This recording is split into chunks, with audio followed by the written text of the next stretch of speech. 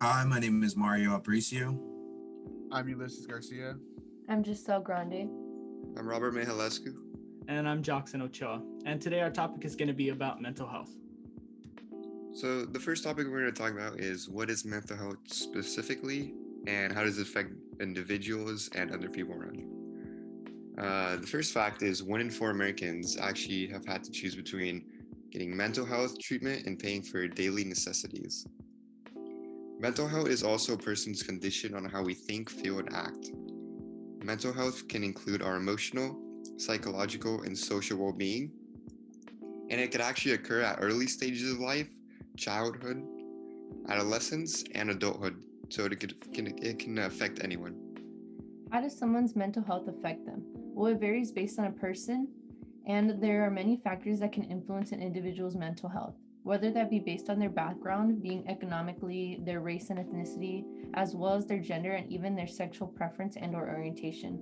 Every individual is different, and the way that their mental health affects them is not the same for everyone. Those influences of people's mental health ranges from small matters to large matters.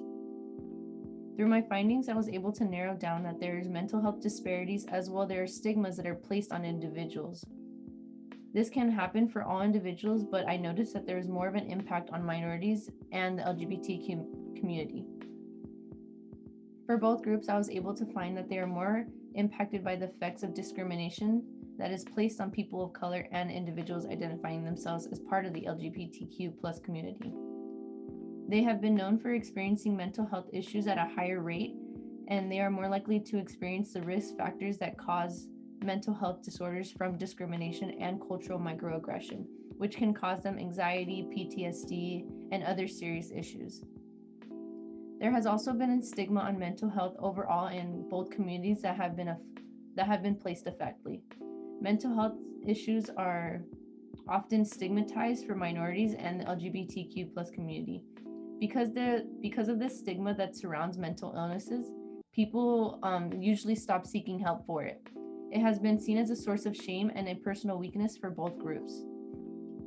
Another effect that can cause individuals is the disparities that cause for them, such as the inaccessibility of high quality mental health care services.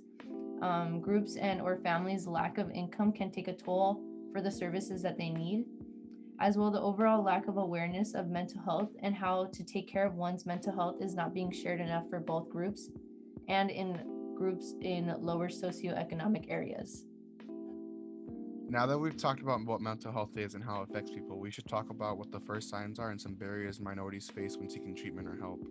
While mental health issues can manifest in many ways depending on the disorder or issue, some early symptoms can include feeling sad or down, confused thinking or reduced ability to concentrate, excessive fears or worries, and extreme feelings of guilt, significant tiredness, low energy or problem sleeping, inability to cope with daily problems or stress. While this is not a comprehensive list, it is important to monitor your mental health and get informed on the symptoms. Unfortunately, minority groups face lots of barriers, both social and physical. Low perceived need is more of a social barrier as they might not know they should seek out treatment. Once they realize they need treatment, they face an effectiveness barrier. They might not have a lot of trust in the process and might not think it's worth it, especially if they're paying out of pocket for it. Once they know they are ready to seek out treatment and help, they face another barrier, which is a physical one. They might not know where or how to find treatment, and if they do, they might not be able to reach the place due to lack of available transportation or it being an inconvenience to their schedule. Realizing that you have mental health issues is the first step into helping your treatment of mental health. Dealing with one's mental health is not something one can do alone. It is usually done with the help of others, help of a therapist, and others. There are three major ways to treat or deal with one's mental health. The first one is psychotherapy, which is just a simple one-on-one therapy. This is the kind of therapy that most people think about when therapy is brought up. This is where you sit down in a room, talk about how you are feeling, and try to explore yourself to better yourself. Then there is the medication treatment route. This is exactly what it sounds like, where people take medication to help deal with their mental health. And lastly, there are support groups. This is another form of therapy, just with a group of people. This is where you are with others who have similar mental health problems like yourself and try to work on bettering your mental health as a group. Some people may be hearing the information talked about before and believe that it applies to themselves. However, not a lot of people know how to talk about the issues of mental health, especially since as a society we have stigmatized it and created fake ideas of what it means to suffer from mental disorders. So the big question is, where can you find treatment? Those individuals that suffer from a mental disorder deserve the proper help and should be provided with the correct methods that provide the best results for that person. Firstly, we can assess the problems we are dealing with. We might notice a person is not eating, has low energy, maybe sleeping too much or too little. Once we have assessed that the issue is truly an issue, we can see what type of resource would serve best. Based on the age range, many different services are provided. We would not provide the same resource we give a child suffering from a mental disorder the resources an adolescent/young adult or an adult would need, and vice versa. Once we identify the best resources, we can be a step closer into finding what is right. If possible, we can try to create a symptom list, and once we have that in mind, we can begin our search. Firstly, we have doctors. Doctors are a great resource in your search for mental health. Though they can't help you directly, they can help provide resources available to you in your area. Your primary care doctor is a good person to talk to if you think you may need to see somebody about your mental health, and can usually give you the name of a psychologist or a psychiatrist to contact. If you are recommended to either, you are in good hands. Mental Health America defines a psychiatrist as a medical doctor with special training in the diagnosis and treatment of mental and emotional illnesses. Like other doctors, psychiatrists are qualified to prescribe medication. And a psychologist as a professional with a doctoral degree in psychology with 2 years of supervised professional experience, including a year-long internship from an approved internship, and is trained to make a diagnosis and provide individuals group therapy. Both are more than equipped to provide any form of therapy discussed before. Not only that, but it is a good idea to check with your primary care doctor to assess if your mental illness has affected your physical health in any way. Another good idea is to check with your local health department and their mental health division to see the services that are provided in your area. Since these are a part of your community and funded by the government, they may be able to provide low-cost treatment or even free services.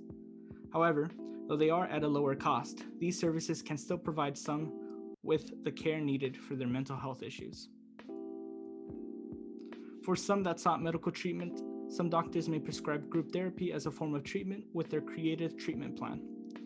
However, some suffering from a mental illness that may have had a bad experience with forms of medical treatment can also seek group therapy in response to their mental disorder. There are many support groups for all types of mental illness, and for many, peer support can be very helpful in their search for clarity. With help from group therapy and support groups, people suffering from mental disorders can feel less stigmatized, less lonely or judged, and generally more empowered because they may feel inclined and held to a bigger responsibility to continue their fight, seeing others fighting the same battle. These groups, led by a layperson, are designed to bring together people with similar mental health or substance abuse conditions. People with mental health conditions who often refer to themselves as mental health consumers have organized other types of peer support, including drop-in centers, warm lines, and training courses in wellness and recovery. This may also help previous people with bad experiences with mental health institutions overcome those ideas and seek further help that group therapy and support groups cannot offer. We all hope that this was a helpful resource for anyone suffering from a mental disorder. If you or anyone you know may be suffering from a mental disorder, please seek any form of therapy suggested in the slides or talk to your medical doctor about your personalized help that you may need. Remember, this can happen to anyone, from friends, siblings, parents, and coworkers. So please remember to keep an open mind. If we continue to educate ourselves and everyone in our community, we may begin to make a dent and help those suffering from a mental disorder. And that concludes the end of our presentation. Thank you for listening and have a good day.